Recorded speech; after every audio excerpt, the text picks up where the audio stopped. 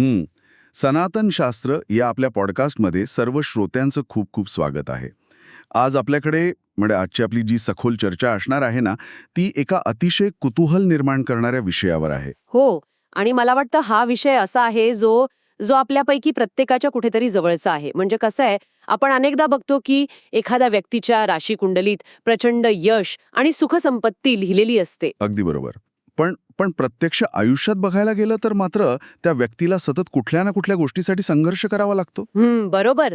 आणि मग साहजिकच असा प्रश्न पडतो की ज्योतिषशास्त्राचा भाकीत आणि प्रत्यक्ष अनुभव यात एवढी तफावत का असते? हो ना, आणि म्हणूनच याच प्रश्नाचं उत्तर शोधणं हा आजच्या या सखोल चर्चेचा मुख्य उद्देश आहे. म्हणजे आपले प्राचीन वैदिक ज्ञान आणि आजची ही जी आधुनिक जीवनशैली आहे यांची सांगड कशी घालायची हे आपण पाहणार आहोत. नक्कीच. आज आपण भावचलित कुंडली हा जो प्रकार आहे ना, त्याचा सखोल भेद घेणार आहोत. म्हणजे ही कुंडली नक्की काय असते? ती आपल्या नेहमीच्या कुंडलीपेक्षा वेगळी कशी आहे? आणि त्यातनं नेमकं काय समजतं? बरोबर. हो. आणि सगळ्यात महत्वाचं म्हणजे ती खऱ्या अर्थाने कोणासाठी उपयुक्त आहे याचा आपण आज विचार करूया. चला तर मग या ज्ञानाच्या प्रवासात आपण एकत्र पुढे जाऊया. या चर्चेची सुरुवात करताना मला वाटतं याला एक मजबूत आध्यात्मिक बैठक असणं खूप गरजेचं आहे. म्हणजे बघा, जसे आपले प्राचीन ऋषी अत्यंत एकाग्रतेने मंत्र म्हणतात, अगदी बरोबर. अगदी तसंच हे शास्त्र आपल्या आयुष्यातल्या कर्माचा अतिशय सूक्ष्म वेध घेतं. आपण नेहमी आत्मा, ब्रह्मा आणि योग यांबद्दल वाचतो, ऐकतो. पण हे सगळं प्रत्यक्ष भौतिक जगात कसं काम करतं हे समजून घेणं जास्त रंजक आहे. होय. आणि कसे या सर्व प्राचीन संकल्पना केवळ ग्रंथांपुरत्या मर्यादित नाहीयेत. त्या आपल्या रोजच्या जीवनाचा, आपल्या कर्माचा भाग आहेत. जेव्हा आपण एखाद्याच्या आयुष्याकडे बघतो, तेव्हा वरवर दिसणाऱ्या गोष्टी आणि आणि आत चाललेलं कर्माचं चक्र यात खूप फरक असतो. म्हणजे थोडक्यात भावचालित कुंडली हे याच कर्माचं विज्ञान समजून घेण्याचं एक प्रगत साधन आहे. एकदम बरोबर. बरं, माझ्या वाचनात जे सोर्सेस आलेत ना, त्यात सुरुवातीला असं म्हटलंय की साध्या आणि सोप्या भाषेत आधी रेग्युलर कुंडली समजून घ्यायला हवी, ज्याला आपण राशी कुंडली किंवा D1 चार्ट म्हणतो. राशी कुंडली. बरोबर. या राशी कुंडलीत प्रत्येक रास ही बरोबर 30 अंशांची असते आणि प्रत्येक भाव समान असतो. एका राशीतून दुसरी रास सुरू झाली की नवीन भाव सुरू होतो. हे ऐकायला आणि बघायला अतिशय सोपं आणि सुटसुटीत वाटतं. हो, ते सोपं असतंच. आणि या नोट्समध्ये खूप छान रूपक दिलंय. राशी कुंडलीला आपण एक प्रकारचं सॉफ्टवेअर म्हणू शकतो किंवा एखादा डिझाईन प्लॅन आणि बिझनेस आयडिया असंही म्हणता येईल. म्हणजे ती आपला मूळ स्वभाव आणि क्षमता दर्शवणारी ब्लूप्रिंट असते. हे रूपक अतिशय चपखल आहे. म्हणजे राशी कुंडली आपल्याला फक्त एखाद्या व्यक्तीचं पोटेन्शियल किंवा संभाव्यता सांगते. पण भावचलित कुंडलीचं गणितीय स्वरूप ते थोडं वेगळं आणि अधिक सूक्ष्म असतं. ते कसं? म्हणजे त्यात काय फरक असतो? कसं आहे, भावचलित ही जन्माच्या वेळच्या लग्नाच्या म्हणजेच एसेंडेंटच्या अचूक अंशावर आधारित असते, एक्झॅक्ट डिग्रीवर. आणि यामुळे यातले जे भाव आहेत ते नेहमीच समान असू शकत नाहीत. अच्छा, म्हणजे 30 अंशाचे जे समान भाग असतात तसे नसतात. इथे मला एक गोष्ट विचारायची होती. या नोट्समध्ये श्रीपती सिस्टीम असा एक शब्द आला आहे. तो नेमका काय प्रकार आहे? कारण हे थोडं तांत्रिक वाटू शकतं. साहजिक आहे. श्रीपती सिस्टम म्हणजे एक अशी गणिती पद्धत जी आपली पृथ्वी गोल आहे आणि अक्षांश, रेखांश म्हणजेच लॅटिट्यूड, लॉन्जिट्यूड यांचा वेळेवर काय परिणाम होतो हे लक्षात घेऊन भावांची अचूक विभागणी करते. म्हणजे भौगोलिक स्थिती लक्षात घेते. हो. साध्या भाषेत सांगायचं तर राशी कुंडलीत आपण आकाशाचे बरोबर 30 अंशाचे 12 समान भाग करतो. जसं एखाद्या पिझ्झाचे 12 समान तुकडे करावेत.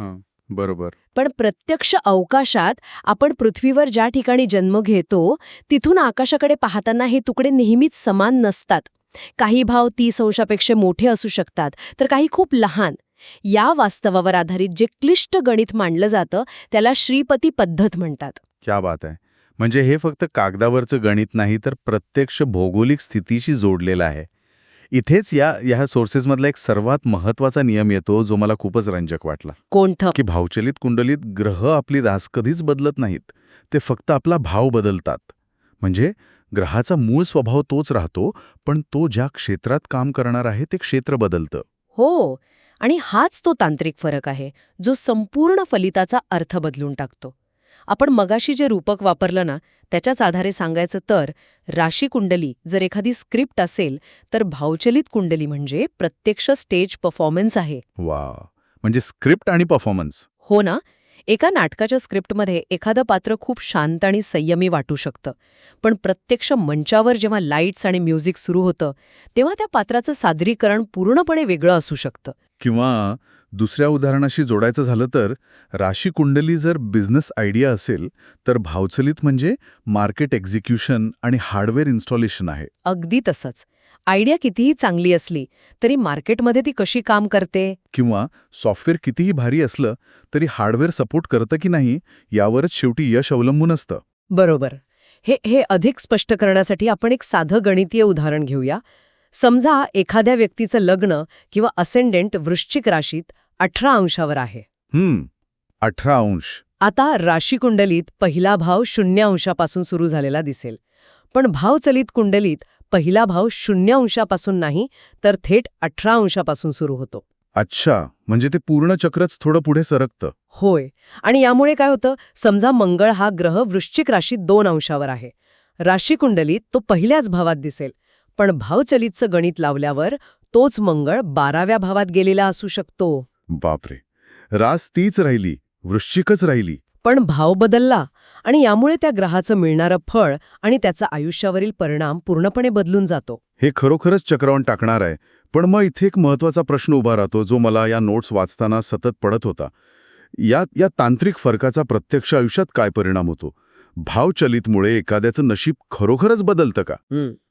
यावर एक अतिशय स्पष्ट दृष्टिकोन असा आहे की भावचलित कुंडली नशीब बदलत नाही, तर ती नशीब कुठे फळाला येईल हे अचूकपणे सांगते. नशीब कुठे फळाला येईल? हो. जसा आपण कॅमेराचा फोकस ॲडजस्ट करतो ना, तेव्हा अस्पष्ट दिसणारं चित्र अचानक स्पष्ट दिसायला लागतं. अगदी तसंच हे काम करतं. आपल्या या सोर्सेसच्या आधारे याचे जे 5 मुख्य परिणाम दिलेत ते आपण सविस्तर पाहूया. हो. या नोट्समध्ये जो पहिला परिणाम सांगितला आहे तो म्हणजे प्रत्यक्ष भाव जागृती किंवा ज्याला रिअल हाऊस ॲक्टिव्हेशन म्हटलंय. आपण नेहमी बघतो की एखाद्या ग्रहाची स्थिती राशी कुंडलीत खूप छान दिसते, पण प्रत्यक्ष अनुभव काहीतरी वेगळाच असतो. याला आपण एका काल्पनिक उदाहरणाने समजून घेऊया. समजा गुरु किंवा ज्युपिटर राशी कुंडलीत 9व्या भावात आहे. 9वा भाव हा भाग्याचा, परंपरेचा आणि गुरुकृपेचा मानला जातो. म्हणजे खूप शुभ मानला जातो, बरोबर? हो. त्यामुळे व्यक्तीला वाटू शकतं की आपण एखादा व्यवसाय सुरू केला तर आयुष्यात अगदी सहज यश मिळेल, नशीब नेहमी साथ देईल. पण जर भावचलितमध्ये तो गुरु 8व्या भावात गेला असेल तर काय होईल? 8वा भाव म्हणजे तो संकटांचा असतो ना? अगदी बरोबर. 8वा भाव हा अचानक येणाऱ्या संकटांचा, दुसऱ्यांच्या पैशांचा आणि गुप्तविद्यांचा आहे. अशावेळी काय होतं, त्या व्यक्तीला व्यवसायात सुरुवातीला मोठा फटका बसू शकतो. कदाचित अचानक दिवाळखोरीची वेळ येऊ शकते. अरे रे. पण या संकटातूनच ती व्यक्ती स्वतःची एक वेगळी क्षमता शोधून काढते, एखादं संशोधन करते आणि मग तिला प्रचंड यश मिळतं. याला आपण ट्रान्सफॉर्मेशन थ्रू क्रायसिस म्हणतो. अच्छा, म्हणूनच बऱ्याचदा लोक म्हणतात की कुंडलीत तर प्रचंड यश आहे, पण प्रत्यक्षात मात्र नुसता संघर्ष चालू आहे, कारण तो मार्ग 8व्या भावातून म्हणजे संघर्षातून जातोय. होय, अगदी तसंच. संघर्षाचा विषय निघालाच आहे तर या नोट्समध्ये नातेसंबंधांवर एक अतिशय रंजक भाग दिलाय, जो खूप जणांच्या जिव्हाळ्याचा विषय असतो. लग्न आणि नातेसंबंध, म्हणजेच 7वा भाव. राशी कुंडलीत जर 7वा भाव चांगला असेल तर सहसा असं मानलं जातं की वैवाहिक जीवन अत्यंत सुरळीत असेल. पण नातेसंबंधांच्या बाबतीत भावचलितची अचूकता थक्क करणारी आहे. अनेकदा राशी कुंडलीत 7वा भाव खूप बलवान आणि चांगला दिसत असतो, पण भावचलितमध्ये जर तोच ग्रह 6व्या किंवा 8व्या भावात जात असेल तर त्याचा अर्थ पूर्णपणे बदलतो. म्हणजे 6वा भाव हा रोग, कर्ज आणि शत्रूचा आहे आणि 8वा भाव बदलाचा आणि संघर्षाचा आहे. अशावेळी सुखी वैवाहिक जीवन असा पारंपरिक अर्थ न राहता नात्यातून होणारी कर्माची शुद्धी असा त्याचा अर्थ होतो. इथेच 2 व्यक्तींमधील ऋणानुबंध कसे काम करतात हे खऱ्या अर्थाने समजतं. ऋणानुबंध हा शब्द खूप महत्वाचा आहे. हे ऋणानुबंध कसे काम करतात याबद्दल सोर्सेसमध्ये काही अधिक माहिती आहे का? कारण हा शब्द आपण नेहमी ऐकतो पण त्याचा खरा अर्थ समजणं कठीण जातं. हो, ऋणानुबंध म्हणजे दोन आत्म्यांमधील जुना हिशेब. म्हणजे एखादं नातं फक्त आनंदासाठी किंवा किंवा रोमॅन्टिक आयुष्यासाठी नसून मागच्या जन्माचे काही कर्म पूर्ण करण्यासाठी, काही धडे शिकण्यासाठी जुळून आलेलं असतं. म्हणजे थोडक्यात देणं घेणं असतं. हो, समजा एखाद्या जोडप्याच्या आयुष्यात सतत वाद होत आहेत किंवा लग्नानंतर लगेचच एका जोडीदाराला गंभीर आजार झाला आणि दुसऱ्याला त्याची सतत सेवा करावी लागली. राशी कुंडली बघून लोक म्हणतील, अरे यांचे तर एवढी चांगले योग होते, मग असं का झालं? बरोबर. पण भावचलित पाहिल्यावर समजतं की हे नाते एकमेकांना नुसतं सुख देण्यासाठी नाही, तर त्या सेवेतून, त्या त्यागातून आत्म्याची शुद्धी करण्यासाठी निर्माण झालंय. म्हणजे उशिरा होणारे विवाह किंवा नात्यात अचानक येणारा दुरावा हे सगळं समजून घेण्यासाठी हा दृष्टिकोन अत्यंत महत्वाचा ठरतो. अगदी बरोबर. हे ऐकल्यावर नात्यांकडे बघण्याचा दृष्टिकोनच बदलून जातो. आणि मला वाटतं हे नातेसंबंधांच्या बाबतीत जितकं खरं आहे तितकंच ते करिअरच्या बाबतीतही असावं. कारण या नोट्समध्ये करिअर आणि सार्वजनिक जीवन म्हणजेच 10व्या भावाबद्दलही खूप सविस्तर चर्चा केली आहे. हो, करिअर हा तिसरा महत्वाचा मुद्दा. आजच्या काळात प्रत्येकाला हा प्रश्न असतो की बिझनेस करावा की जॉब, कॉर्पोरेटमध्ये जावं की स्वतःचं काहीतरी करावं. आणि करिअरच्या बाबतीतला हा गोंधळ भावचलित बऱ्याच अंशी सोडवते. बघा, राशी कुंडलीत एखादी व्यक्ती कॉर्पोरेट क्षेत्रात खूप यशस्वी होताना दिसेल, त्यांचा 10वा भाव खूप मजबूत वाटेल. पण जेव्हा आपण भावचलित पाहतो तेव्हा कदाचित ती ऊर्जा 9व्या किंवा 12व्या भावात गेलेली असते. 9वा भाव म्हणजे धर्म आणि तत्वज्ञानाचा. हो, 9वा भाव हा धर्म, तत्वज्ञान आणि अध्यापनाचा आहे आणि 12वा भाव हा संन्यास, एकांत आणि परदेशाचा आहे. म्हणजे एखादी व्यक्ती कॉर्पोरेट जगात दिवसभर लॅपटॉपवर प्रेझेंटेशन बनवत असते, केबिनमध्ये बसून मीटिंग्स घेत असते, पण आतून तिला हिमालयात जाऊन बसण्याची किंवा एखादं छोटंसं कॅफे चालवण्याची इच्छा असते, असा तो प्रकार आहे तर. अगदी तसाच प्रकार. बाह्य जगात ती व्यक्ती अत्यंत यशस्वी सीईओ वाटेल, पण आतून ती पूर्णपणे अस्वस्थ असू शकते. मग हळूहळू ती व्यक्ती अध्यापन, स्पिरिच्युअल लीडरशिप किंवा समाजकार्याकडे खेचली जाते. म्हणजे त्यांचा खरा कल तिकडे असतो. हो, त्यांना कॉर्पोरेट बोर्डरूमपेक्षा एखादा अनाथ आश्रम चालवण्यात किंवा लोकांना ज्ञान वाटण्यात जास्त शांती आणि यश मिळतं. त्यांचा 10वा भाव खऱ्या अर्थाने भौतिक यशापेक्षा धर्म आणि ज्ञानाच्या मार्गावर कार्यरत होतो. आणि ज्ञान ही अशी गोष्ट आहे जी वाटल्याने वाढते. अशा व्यक्तींचं खरं कर्मक्षेत्र हेच असतं. करिअरच्या या अस्वस्थतेचा विषय निघालाच आहे, तर मग परदेश गमनाची जी ओढ असते तिथेही हेच गणित लागू होतं का? कारण आजकाल बऱ्याच जणांना परदेशात जायचं असतं आणि 12व्या भावाचा संबंध याच परदेश गमनाशी लावला जातो. हा चौथा मुद्दा आहे. हो, 12वा भाव हा अतिशय गूढ आणि सूक्ष्म भाव आहे. आपण जे मगाशी कॅमेराच्या फोकसचं उदाहरण दिलं ना, ते इथे अगदी तंतोतंत लागू होतं. राशीकुंडलीत 12व्या भावात ग्रह दिसला की लगेच असं वाटू शकतं की परदेशात जाण्याची संधी मिळेल. हो, सर्वसाधारणपणे असाच विचार केला जातो. पण भावचलित हे स्पष्ट करतं की 12व्या भावातील ऊर्जा केवळ खर्च वाढवेल की खऱ्या अर्थाने आध्यात्मिक एकांत देईल.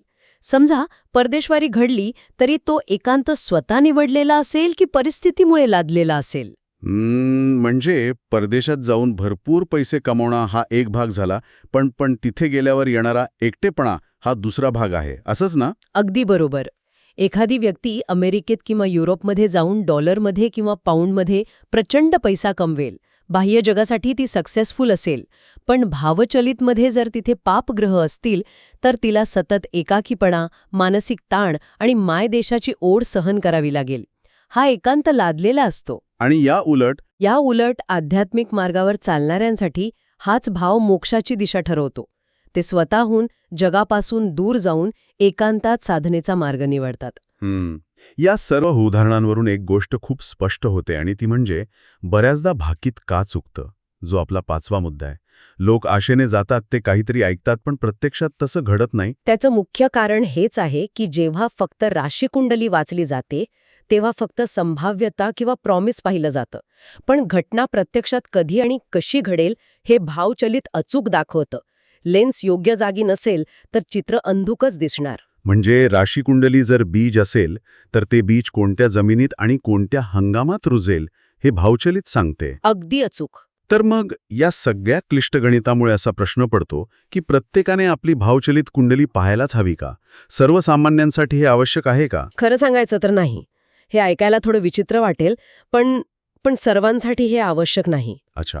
हो, ज्यांना फक्त वरवरची माहिती हवी आहे, म्हणजे लग्न कधी होईल, प्रमोशन कधी मिळेल, असे ज्यांचे अगदी साधे आणि रोजच्या जीवनाशी निगडीत प्रश्न आहेत ना, त्यांच्यासाठी राशी कुंडली पुरेशी असते. त्यांना इतक्या खोलात जाण्याची गरज नसते. मग माझ्या वाचनात आलेल्या या सोर्सेसमधले मुद्दे पाहता हे कोणासाठी आवश्यक आहे? या नोट्सनुसार जे गंभीर साधक आहेत, ज्यांना कर्माचं विज्ञान खऱ्या अर्थाने समजून घ्यायचं आहे, ज्यांच्या मनात ज्ञानप्राप्तीची ओढ आहे, त्यांच्यासाठी हे महत्त्वाचं आहे. बरोबर?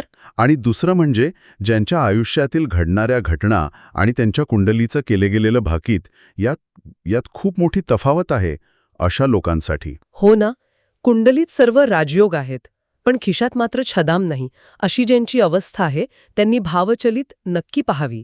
तसेच करिअर आणि लग्नाचे असे काही निर्णय जे पूर्ण आयुष्य मुळापासून बदलून टाकणारे आहेत, त्यावेळी याचा सखोल अभ्यास करणं जास्त योग्य राहतं. आणि विशेषतः जे आध्यात्मिक साधक आहेत. हो, जे मोक्षयोग, संन्यास योग किंवा सिद्ध अवस्था शोधत आहेत, त्यांच्यासाठी तर हा एक मोठा आरसाच आहे. या सोर्सेसमध्ये याला एक खूप सुंदर तत्वज्ञानाची जोड दिली आहे. राशी कुंडली आपल्याला सांगते की एका व्यक्तीमध्ये योद्ध्याची ऊर्जा आहे, एक वॉरियर एनर्जी आहे. पण भावचलित आपल्याला हे सांगतं की हे युद्ध कुठल्या तरी बाह्य रणभूमीवर किंवा कॉर्पोरेट जगात नाही, तर स्वतःच्या कुटुंबात किंवा नात्यांमध्ये लढलं जाईल. हे एक कार्मिक बॅटलफील्ड आहे. आणि याच ठिकाणी एक अत्यंत महत्त्वाची आध्यात्मिक पातळी उघडते, ज्याला आपण तप म्हणतो. आत्म्याची ओढ कदाचित संन्यासाकडे, एकांताकडे असू शकते, हे राशीकुंडलीत दिसेल, पण भावचलित त्या व्यक्तीला सतत कौटुंबिक किंवा सामाजिक जबाबदाऱ्यांमध्ये अडकवून ठेवेल. म्हणजे मनात सतत विचार येईल की मी हे सगळं का करतोय, मला त्यातून मुक्त व्हायचंय. बरोबर.